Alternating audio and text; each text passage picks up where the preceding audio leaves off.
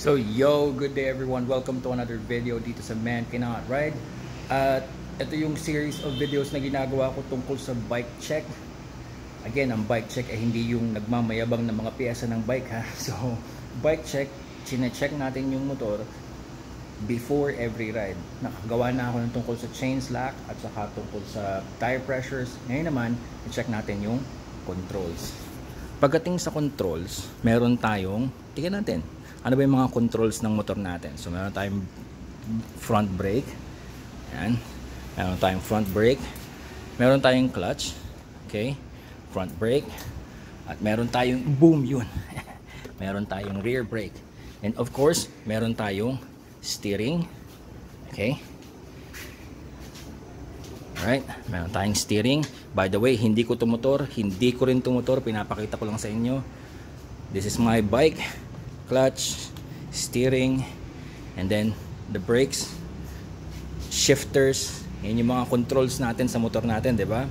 And additional na, we also have yung the cockpit. So we have the buttons and all the electronics. Saka na natin pag-uusapan yan sa ibang videos. For now, we are going to focus on controls.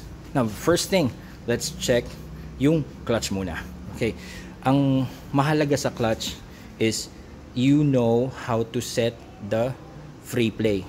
Yan o, this is 2.5 to 3 millimeters. Yan yung free play ng clutch ko. Yan. Alright, meron akong ginawang video tungkol dito, pero gagawan uli natin sa susunod. But ngayon muna is ano lang natin, pasadahan lang natin. So, iset natin sa tamang free play yung clutch. And kung meron kayong adjustable yung reach, ito yon. So sa akin merong 1, 2, 3, 4, 5. 5 yung pinakamalapit. Pag sinet natin yan into 1, ito, pakita ko sa inyo, wait lang. Yan, pag nakaset siya sa 1, malayo.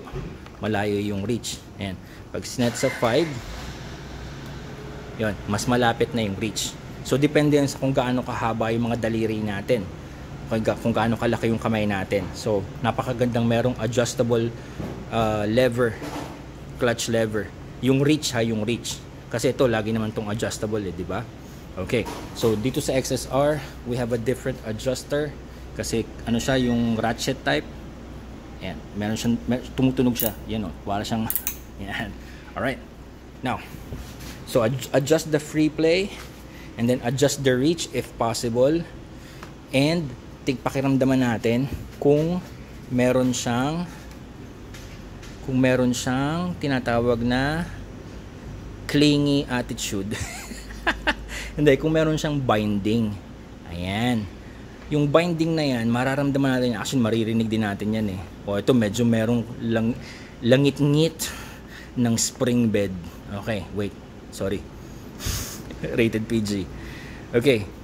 So yung action ng clutch ni Octavia, wala naman siyang binding. Wala akong nararamdaman na binding. Ibig sabihin, okay pa yung cable all the way down to there. Yan.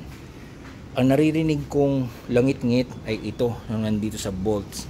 So madali lang naman yan. Pwede ko yung sprayan ng WD-40 dito.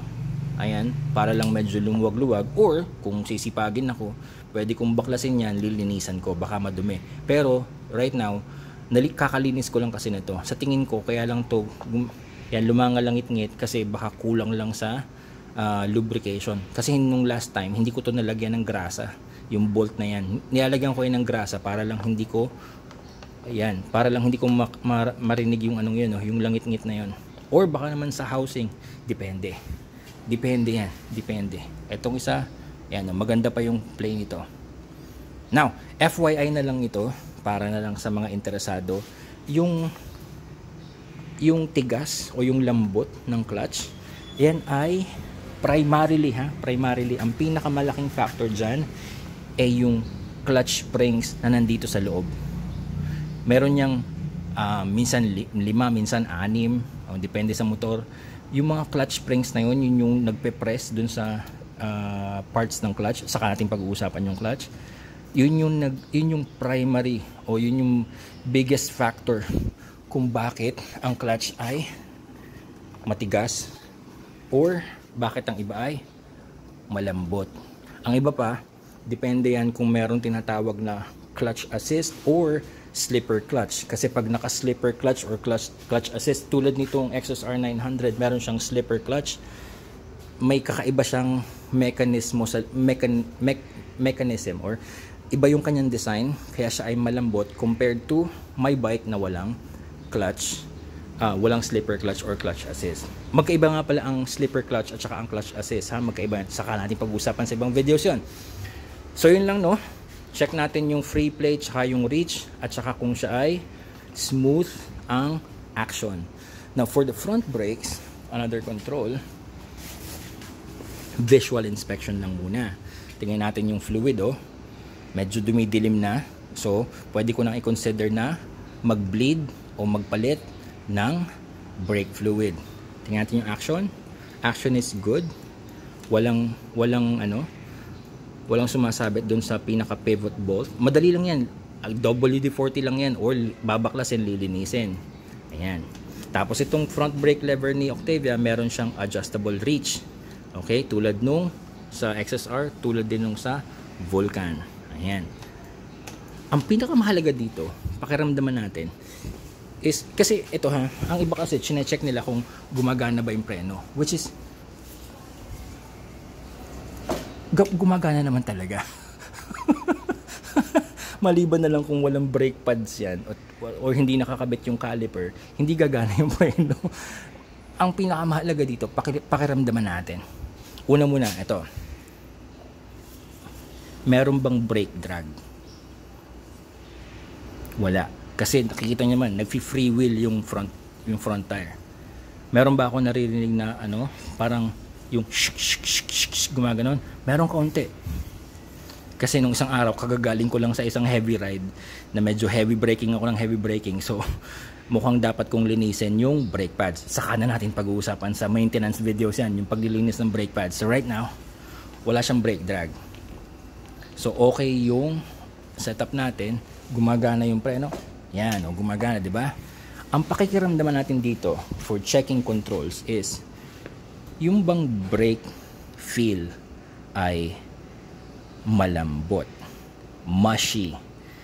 Mararamdaman nyo yun, no? Engage nyo siya, tapos dagdagan nyo pressure, meron bang mushy feeling? Ano ko ba sabihin? Masyado bang malambot? Masarap hindi, sorry. Malambot. Kasi kung merong mushy feel yan, baka kailangan mo na mag-check ng mga components tulad nitong brake master cylinder, baka yung brake fluid, or baka nga yung brake pads or iba pang components. So maybe it's time for you to spend 1 weekend and i-DIY mo ang pag-check ng front brake. So right now, hindi naman mushy yung front brake. Naririnig ko pa yung hydraulics, ASMR. Nasaan yun?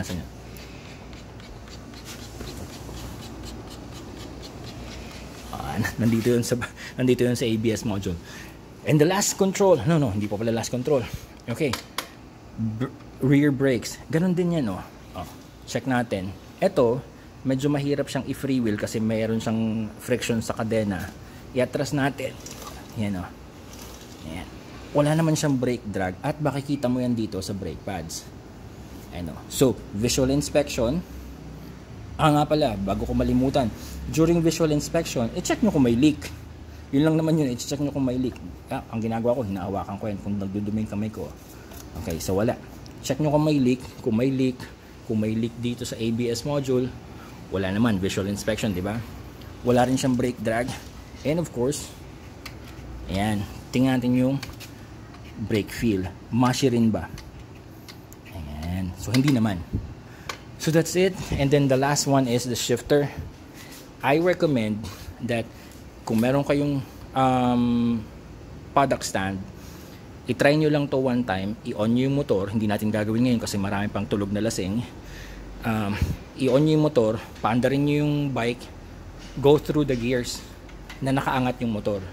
Check nyo lang kung merong kakaibang response yung shifter.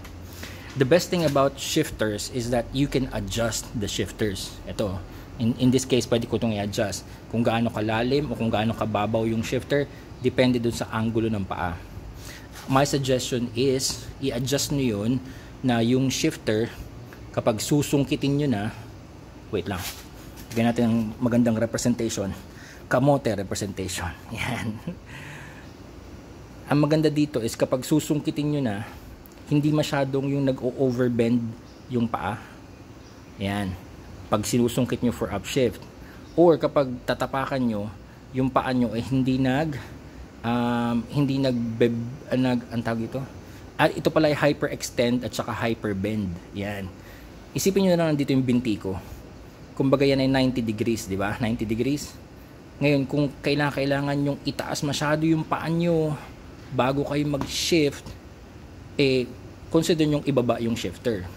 Kung yun namang tipong kailangan yung hyper stretch yung paa nyo para lang masungkit yung shifter, consider yung itaas. So, hanapin nyo yung sweet spot.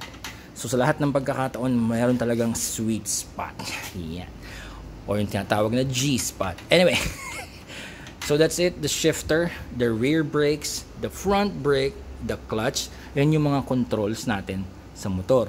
Now, I suggest that after checking it like this, kung meron kayong stands, mas maganda, ibaba nyo yung motor nyo, i-check nyo uli dito sa open space sa garahe. And for the first part of your ride, ito, yung mula dito sa garahe hanggang sa unang kanto, double check ko uli kung working properly yung controls. And the last thing is, ito, pag ibinaba natin yung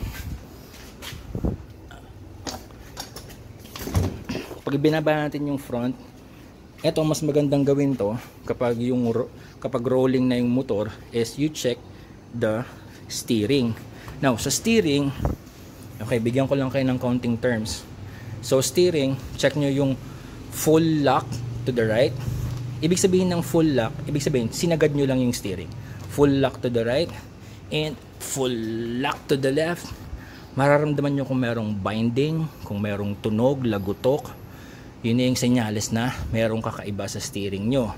And then, of course, i-check nyo kung may vibrations o kung may sumasabit na mga cables.